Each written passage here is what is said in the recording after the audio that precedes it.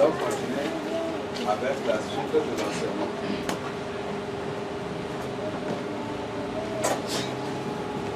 Avant que nous allons prier, pour consacrer le moment en ses mains du Seigneur, il faut que l'Esprit Saint lui-même puisse diriger ce moment aussi.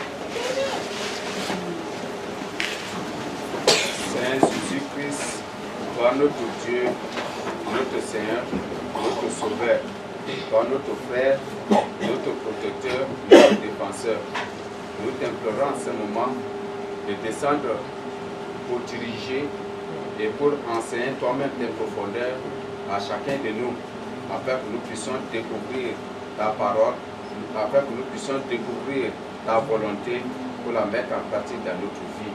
Pardonne nos péchés, nos iniquités, pardonne nos transgressions, que tous les démons et les esprits de distraction déployés contre nous, et ces démons de divertissement soient enchaînés, que soient tous enchaînés, liés, ôtés, dégagés du milieu de nous et jetés au fond de la plume au nom de Jésus.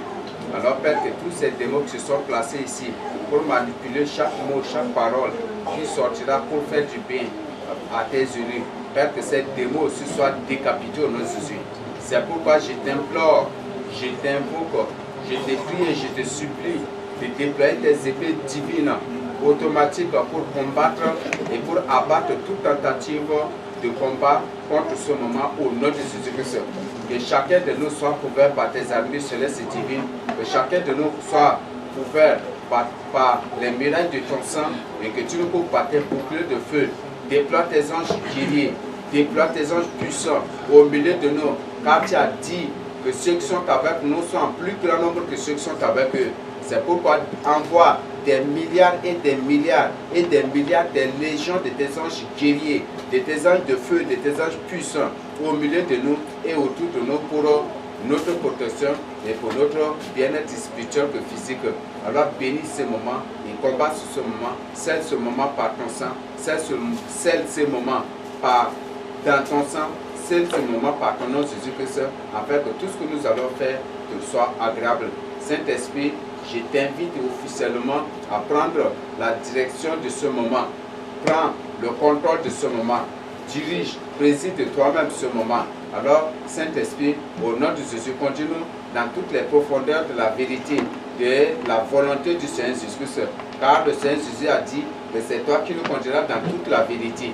Alors, Saint-Esprit, manifeste ta puissance et prends contrôle de chacun de nous, prends contrôle du cerveau de chacun de nous et de la mémoire de chacun de nous, que tout ce que nous allons recevoir de toi et du Seigneur Jésus soit gravé éternellement en nous et que tu nous accordes la grâce de les mettre en pratique pour notre bien-être, pour notre bien-être et pour le bien-être de notre intimité avec le Seigneur Jésus-Christ. C'est pour ta gloire, pour la gloire de notre Seigneur Jésus-Christ et c'est pour notre salut que nous t'avons prié au Seigneur Jésus. Amen. Ok. La fois passée, nous avons dit que la vérité seule produit la sainteté. On ne parlera jamais de la sainteté sans parler de la vérité. Parler de la vérité, c'est parler aussi de la sainteté. Donc la parole de Dieu, c'est la vérité, c'est seule la parole de Dieu qui produit la sainteté. Mais une parole corrompue, dite de Dieu, c'est pas une parole qui sauve une personne. Donc c'est pas toute parole qu'on prêche là qui vient de Dieu. C'est pas toute parole qu'on prêche là qu'on prêche à l'église que c'est la parole de Dieu. Mais pour connaître la parole de Dieu, il faut connaître la volonté de Dieu, il faut au moins connaître ta Bible. Mais si tu ne connais pas la parole de Dieu, tu ne médites pas la parole de Dieu, il te serait vraiment difficile de développer en toi ce qu'on appelle l'esprit de discernement. Donc c'est bon que tu médites ta parole. Médite la Bible que tu possèdes jour et nuit. La fois passée, on a vu le thème sur le pardonnement de la Bible. On a testé certains, même la position de Zacharie et du Sulfureur, c'était à trouver. Et c'est pas vraiment bon. Donc, ce que je voudrais nous dire sur ça, je crois que les références on a déjà lues, non? Oui. Éphésiens 4, verset 15, Éphésiens 4, du verset 21 à 25, on a Hébreux 12, le verset 14. Recherchez la paix avec tout le monde et la sanctification sans laquelle personne ne sera sauvé. Nul ne verra le Seigneur sans la sanctification, c'est ce que la Bible nous dit. Donc la sanctification, c'est aussi le processus qui aboutit à la sainteté. Dieu te dit ne fais pas cela. Quand tu abandonnes, prochainement il te demande de faire ceci. Et au fur et à mesure que tu abandonnes, tu rejettes ce que le Seigneur condamne. C'est ça ce processus de la sanctification qui conduira à la sainteté ou à la justice selon la parole de Dieu. C'est bon? Ok, je ne sais pas si sur cette partie, s'il y a des questions à poser, vous pouvez les poser. Et s'il n'y a pas de questions aussi, ça va nous aider à évoluer, à avancer. Ok, je ne sais pas si une personne a trouvé quelque chose à la maison aussi pour venir partager avec nous. Comme tout ce qu'on fait, c'est en sorte une étude biblique. Donc chacun, ce que je présente, c'est le peu que je trouve que je partage avec vous. Et si toi, particulièrement, si tu as reçu aussi quelque chose, tu peux partager avec nous. Donc je t'accorde ce moment. Et s'il n'y a rien aussi, on va évoluer. Ok. Au point L, nous avons la vérité est la colonne et le trône de l'Église. La vérité doit être le trône de l'Église. C'est la colonne de la vérité. Et c'est ce que nous allons découvrir dans 1 Timothée 3, 14 à 15. Qui va nous lire?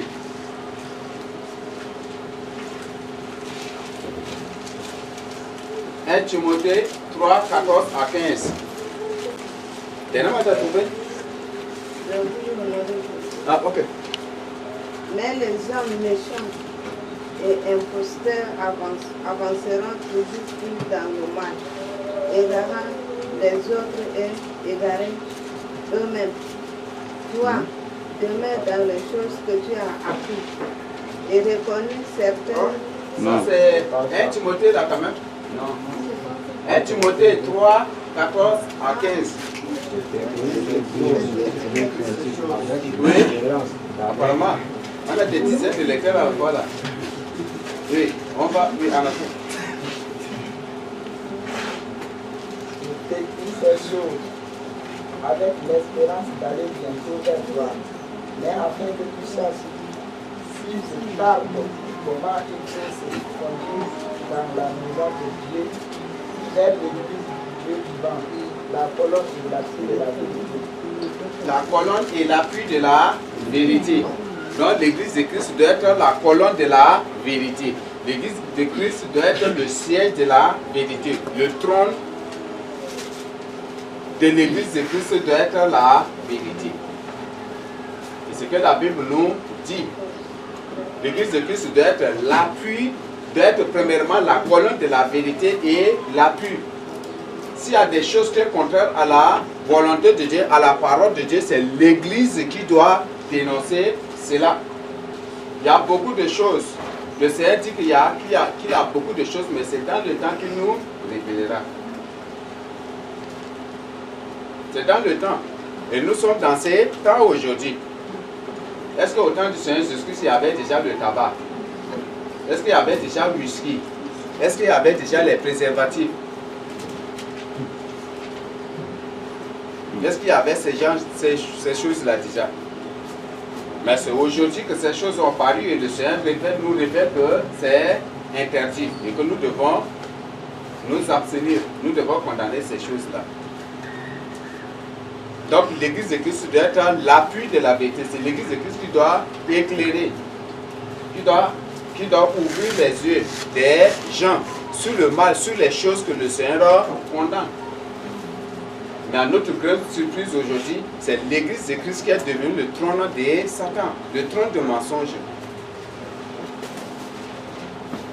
Chaque personne crée une église dans le but d'avoir de l'argent. les églises même, partout même, vous voyez, à travers les pratiques, ça nous fait comprendre. Un prédicateur un prédicateur qui prêche, il met une corbeille là, et quand il dit un mot qui te plaît, tu prends l'argent, tu peux venir déposer dans la corbeille. C'est ça la pratique, c'est ça ce qu'on appelle marketing. Et ce qui se fait aujourd'hui, tous les jours, culte spécial, vous regroupez, vous allez donner, on va voir quel est le groupe qui sera premier. C'est le système de marketing. L'église de Christ est devenue le siège de Satan aujourd'hui. Et c'est l'église de Christ. C'est l'église, ce sont les chrétiens qui persécuteront aussi les chrétiens au dernier temps. Nous sommes déjà en ces temps et quand on va entrer dans cette partie, vous allez découvrir. Et ce sont les chrétiens qui vont persécuter les chrétiens. Ça a commencé depuis, ce n'est pas aujourd'hui. Autant des juifs, lesquels qui ont combattu les disciples du Seigneur.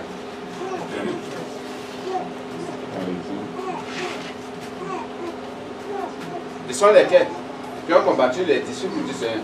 Paul a été combattu beaucoup plus par lesquels? Par les chrétiens eux-mêmes. Les chrétiens juifs, ceux qui ont accepté le Seigneur Jésus, mais qui ne voulaient pas toujours vivre et qui voulaient toujours vivre dans leur système. Et ce sont ceux-là qui partaient d'un lieu à un autre et ils se dissimulent parmi les vrais chrétiens pour les pousser à adorer d'autres choses, à s'adhérer à d'autres choses. Et c'est comme ça que Paul a décroché les chrétiens de Galates. Et ici, même la Bible dit par la suite, on va découvrir dans 1 Jean 2, où c'est 1 Jean 4 où ils sont sortis du milieu de nous, mais ils ne sont pas de nous. L'Antichrist, l'esprit de l'Antichrist viendra tout et l'Église. Et c'est ce qui se passe aujourd'hui déjà. Donc par la suite, on va découvrir ces choses-là. Dans la partie de la guerre contre la vérité. On va découvrir qui sont les vrais persécuteurs des élus de Dieu. Ce sont les chrétiens. Ce sont les chrétiens. On va découvrir, il y a des versets bibliques qu'on va vous présenter, vous allez vous-même découvrir aussi. Je suis chrétien, dans ma Bible, c'est pas c'est ce qu'ils ont l'habitude de dire. Ils racontent ces choses-là pour combattre les élus de Dieu. La Bible dit qu'ils sont sortis du milieu de nous, c'est ce que nous allons découvrir par la suite. Donc, l'église de Christ doit être la colonne de la vérité, doit être l'appui de la vérité. Donc, l'appui, c'est pour dire qu'à tout moment, quand il y a quelque chose que le Seigneur condamne, qui se manifeste, c'est l'église de Christ qui doit ouvrir les yeux des gens sur ces choses-là. Et ce que l'église de Christ doit faire. Aujourd'hui, dans les temples, on dit, non, tu peux avoir une amie, si vous vous prostituez même, il n'y a pas de problème, mais s'il y a grossesse d'abord, c'est un péché. C'est ce qu'on dit. Les gens prêchent. Dans certains temples, ce sont les soi-disant responsables qui viennent avec des produits. J'ai été surpris quand on m'a appris qu'une soi-disant pasteur qui vient avec les parfums pour donner aux filles et aux jeunes. Il dit, c'est parfait, si tu fais sur ton corps, vraiment, quand au moment de l'amour, vous serez très à l'aise. Et ça, c'est une pasteur qui dit ces choses-là. Et les pasteurs partout aussi racontent ces bêtises-là. Donc aujourd'hui, ce sont les responsables de l'église qui poussent les gens dans la prostitution. Et ce sont des choses envoûtées.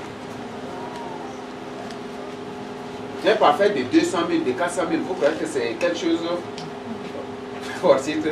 Jamais du tout. Ce sont des choses d'incantation. Donc quand tu t'appliques sur le champ, tu es possédé par l'esprit de prostitution. Et c'est ça l'état de l'église, qu'ils veulent que les gens se couchent et commettent des avortements comme ça. Tous les jours, ils auront du sang pour continuer leur pratique. C'est ce qu'ils font. Donc, nous devons être l'appui de la vérité. Et toi, en tant qu'élu de Dieu, la première définition de l'église, c'est d'abord le chrétien lui-même. Notre corps est le temple du Saint-Esprit. Donc toi, tu dois être l'appui de la vérité. Ce qui ne vient pas de Dieu, il faut condamner. Ce que Dieu condamne, il faut condamner. Ce que l'Esprit te donne, conviction de condamner, il faut condamner aussi. Parce que c'est l'Esprit Saint qui nous orientera dans toute la voie de la vérité. C'est que nous avons lu la fois passée dans Jean 16. Donc si l'Esprit te donne conviction que telle pratique-là, c'est pas bon, il faut condamner sur le champ. Tu dois être l'appui de la vérité. Ok, s'il n'y a pas autre chose, je ne sais pas s'il y a des questions. S'il n'y a pas de questions, on va lire Ésaïe 48, verset 1. Donc, la partie M, la cause des malheurs des Israélites et des Juifs aujourd'hui. La cause des malheurs des Israélites et des Juifs aujourd'hui. Ésaïe 48, verset 1. Donc, nous allons lire ces textes pour découvrir les causes de leur malheur. Pourquoi? La cause de leur malheur. Ésaïe 48, verset 1. Qui va nous lire? Oui. Écoutez ceci, les gens de Jacob, vous qui portez le nom d'Israël, et qui êtes sortis des eaux de Juda, vous qui jurez par le nom de l'Éternel, et qui invoquez le Dieu d'Israël, mais sans vérité ni droiture. Écoute Israël, toi qui invoques l'Éternel sans vérité et sans droiture. Ça, c'est ce que Dieu dit aux enfants d'Israël ici. Donc, pour dire, on a dit que la vérité, c'est la parole de Dieu. La parole de Dieu, c'est la vérité. Ici, Dieu interpelle les Juifs ici, c'est parce qu'ils ne demeurent pas dans sa parole. C'est parce qu'ils ne demeurent pas dans sa parole. Et c'est à cause de cela que Dieu les a interpellés. Nous allons lire Ésaïe 59, 1 à 15. C'est un peu long, donc on va demander à une personne qui va nous lire ça à haute voix. Ok, donc la première personne nous lit du verset 1 à 7 et la deuxième personne du verset 8 à 15. Donc Guillaume et Osas nous vont nous lire. La parole de Dieu. Non, la main de l'Éternel n'est pas trop courte pour sauver, ni son oreille trop dure pour entendre. Mais ce sont vos crimes qui mettent une séparation entre vous et votre Dieu. Ce sont vos péchés qui vous cachent sa face et l'empêchent de vous écouter. Car vos mains sont souillées de sang et vos doigts de crime. Vos lèvres profèrent le mensonge. Votre langue fait entendre l'iniquité. Nul ne se plaint avec justice. Nul ne plaide avec droiture. Ils s'appuient sur des choses vaines et disent des faussetés. Ils conçoivent le mal et enfantent le crime. Ils couvrent des œufs de basilic et ils tissent des toiles d'araignée. Celui qui mange de leurs œufs meurt. Et si l'on en brise un, il sort une vipère. Leurs toiles ne servent point à faire un vêtement, et ils ne peuvent se couvrir de leur couvrage. Leurs œuvres sont des œuvres d'iniquité, et les actes de violence sont dans leurs mains. Leurs pieds courent au mal, et ils ont hâte de répandre le sang innocent. Leurs pensées sont des pensées d'iniquité. Les ravages et la ruine sont sur leur route. Ils ne connaissent pas le chemin de la paix, et il n'y a point de justice dans leur voie. Ils prennent des sentiers détournés. Quiconque y marche ne connaît point la paix. C'est pourquoi l'arrêt de délivrance est loin de nous, et le salut ne nous atteint pas. Nous attendons la lumière, et voici les ténèbres, la clarté, et nous marchons dans l'obscurité. Nous tâtonnons comme des aveugles le long des murs. Nous tâtonnons comme ceux qui n'ont point Dieu. Nous chancelons à midi comme de nuit. Au milieu de l'abondance, nous ressemblons à des morts. Nous grondons tous comme des ours. Nous gémissons comme des colombes. Nous attendons la délivrance et elle n'est pas là. Le salut et il est loin de nous. Car nos transgressions sont nombreuses devant toi, et nos péchés témoignent contre nous. Nos transgressions sont avec nous, et nous connaissons nos crimes. Nous avons été coupables et infidèles envers l'Éternel. Nous avons abandonné notre Dieu. Nous avons proféré la violence et la révolte, conçu et médité dans le cœur des paroles de mensonge. Et la délivrance s'est retirée, et le salut se tient éloigné. Car la vérité trébuche sur la place publique, et la droiture ne peut approcher. La vérité a disparu, et celui qui s'éloigne du mal est dépouillé. L'Éternel voit d'un regard indigné qu'il n'y a plus de droiture. Jusque-là, droiture. Voilà tout ce que le Seigneur dit aux enfants d'Israël. La vérité a disparu. Les enfants d'Israël étaient dans le malheur. Ils criaient. Et c'est leur coutume ici. Dans chaque fois qu'ils se détournent de Dieu et que Dieu les livre entre les mains de leurs ennemis, après ils prennent conscience pour leur demander pardon au Seigneur. Ils crient. Et le Seigneur parfois il les attend un moment d'abord avant de leur envoyer aussi la délivrance. Mais le Seigneur dit que ce n'est pas sa main qui est pour les délivrer. Mais c'est leur transgression, c'est leurs crimes qui sont nombreux devant lui. Parce que personne ne plaide avec justice. Personne ne parle à son péché dans la vérité. Ou par la vérité, personne ne fait cela. Et ils se sont tous détournés de lui. Ils commettent des iniquités. Ils commettent des choses abominables. Que leur langue, c'est comme c'est venin d'aspic. C'est pour dire que dans leur langue, quand ils parlent, ça te blesse. Pire encore, c'est comme si c'est, je ne sais pas si c'est comme si c'est une bombe qu'on t'a envoyée comme ça. Que ce n'est rien que des mensonges qu'ils profèrent. Ils ne disent rien que des mensonges. Et ce que Dieu raconte. Pourquoi? Parce que la droiture a disparu, la vérité aussi a disparu. Et celui qui veut s'éloigner du mal est dépouillé. Qu'est-ce que cela veut dire? Ceux qui veulent faire le bien on les persécute, on les soumet à des persécutions. Ils ramassent les biens de ceux qui vivent dans le bien. Ou ceux qui vivent dans la crainte de Dieu, ils les dépouillent. Ils ramassent leurs biens, ils ramassent tous leurs biens pour partir avec, c'est ce qu'ils font. Et c'est à cause de cela que le Seigneur dit que le jour de la délivrance, c'est le rêve toujours d'eux.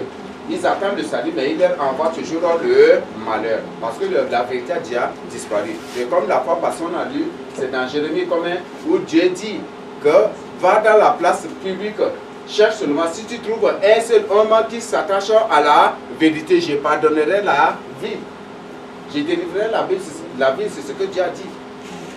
Mais il n'en a pas trouvé.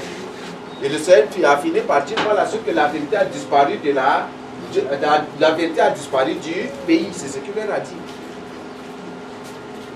Donc voilà, c'est une plainte aussi. Le Seigneur est en train de se plaindre ici. Il est en train de les conseiller, de les reprocher. Dans cela, on trouve beaucoup de choses. S'il s'agit d'étudier minutieusement, ça va vraiment nous prendre du temps. Mais voilà ce que je voudrais nous résumer ici. Donc la cause des malheurs des Israélites, c'est parce qu'ils se sont détournés de la vérité. Parce que la vérité a disparu du milieu d'eux. La vérité a disparu. Au temps de Zacharie, je crois que c'est quel roi qui avait tué le prophète Zacharie?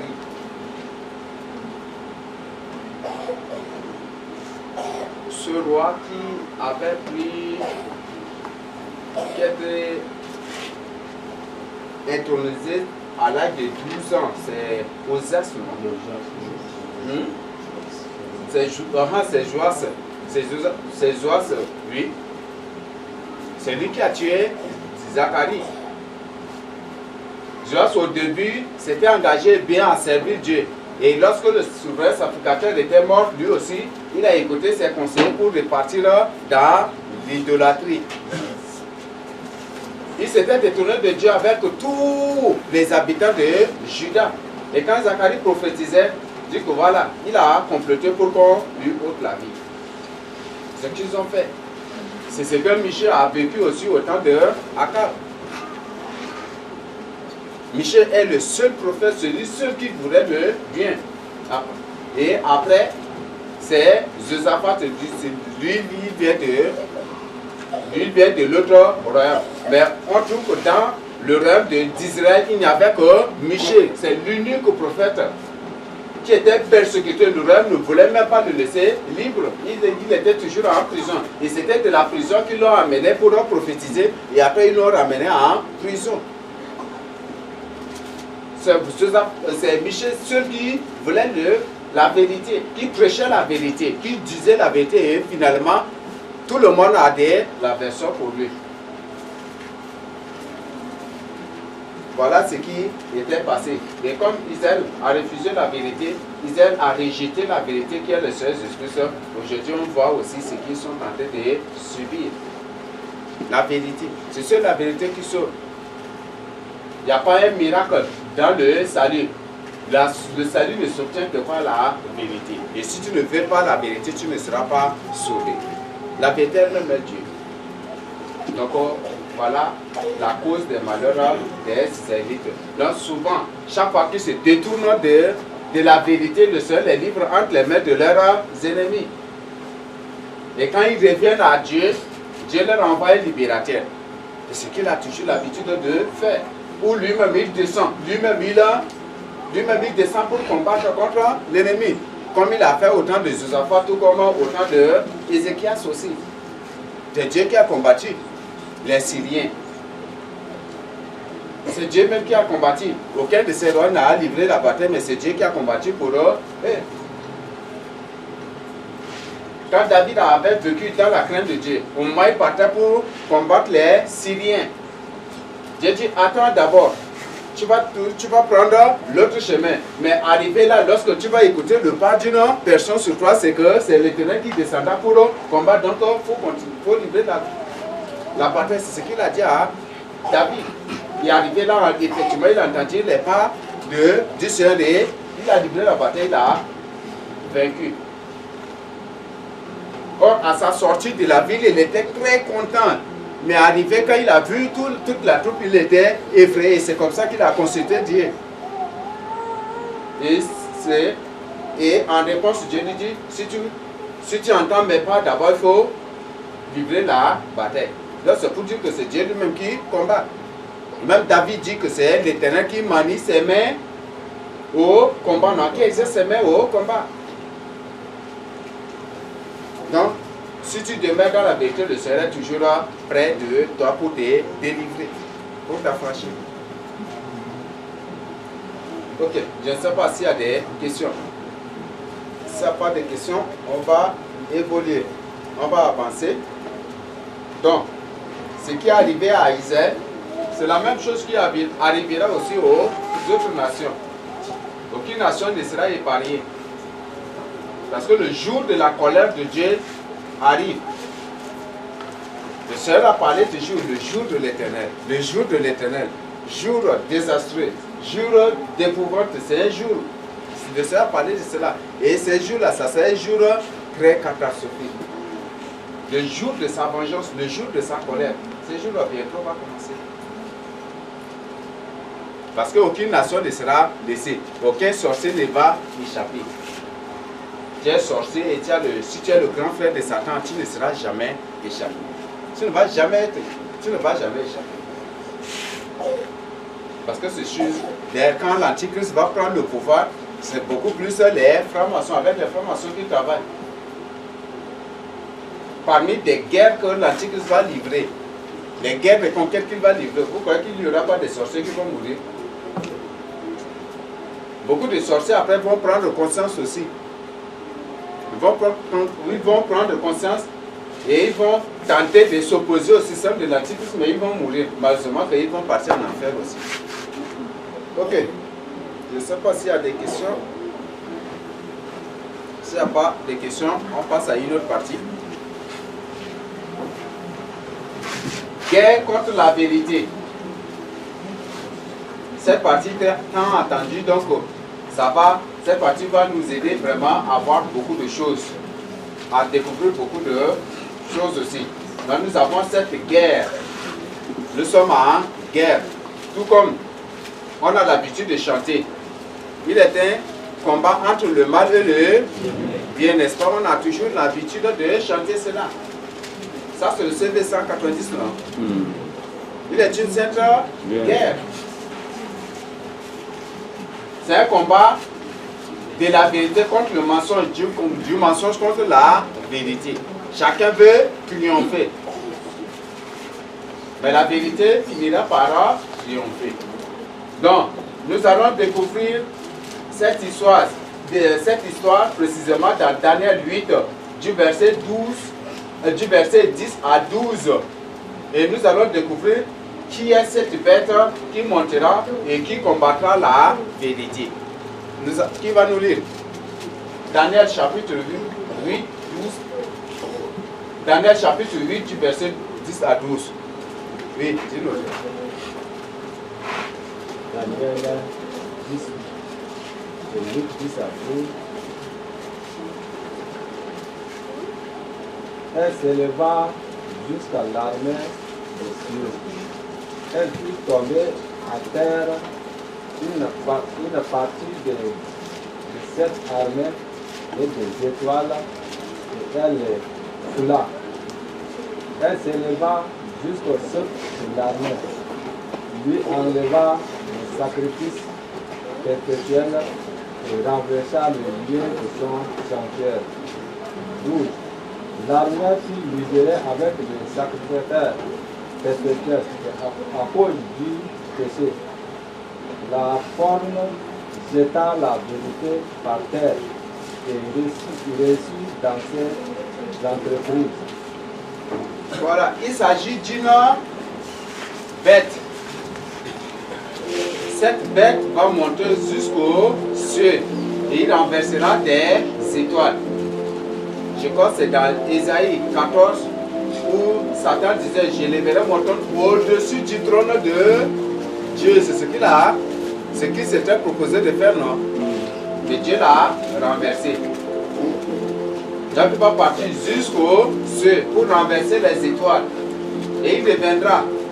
Et là, ça parle des choses très allégoriques. Ce sont des choses qui se passent déjà aujourd'hui. L'Antichrist a pris le contrôle. Physiquement, l'Antichrist a déjà pris le contrôle des planètes, de l'univers. L'Antichrist a déjà pris le contrôle. La Lune est déjà contrôlée par l'Antichrist. Aujourd'hui, ils veulent même dompter le soleil. C'est un projet qu'ils ont, le projet de NASA. Ils veulent dompter encore le soleil, manipuler le soleil. Mais il y a certains qui commençaient par critiquer pour dire que ces projets, s'ils tentent, ils risqueront de créer de grands désastres sur l'humanité, précisément contre la planète Terre. Il y avait ce projet déjà. Ils ont contrôlé l'univers. Mais qu'est-ce que l'Antichrist dit? Qu'est-ce que la Bible nous dit? Que par la suite, il va aller dans le temple et il va faire cesser le sacrifice perpétuel. Il parle lui-même, ce que 2 Thessaloniciens 2 du verset 2 à combien? Qui nous dit qu'il va monter dans le temple et se proclamer lui-même Dieu. Il va faire cesser le sacrifice. Il s'agit de la fête à Dicor. Il s'agit d'être de l'Antichrist, précisément le président du système mondial.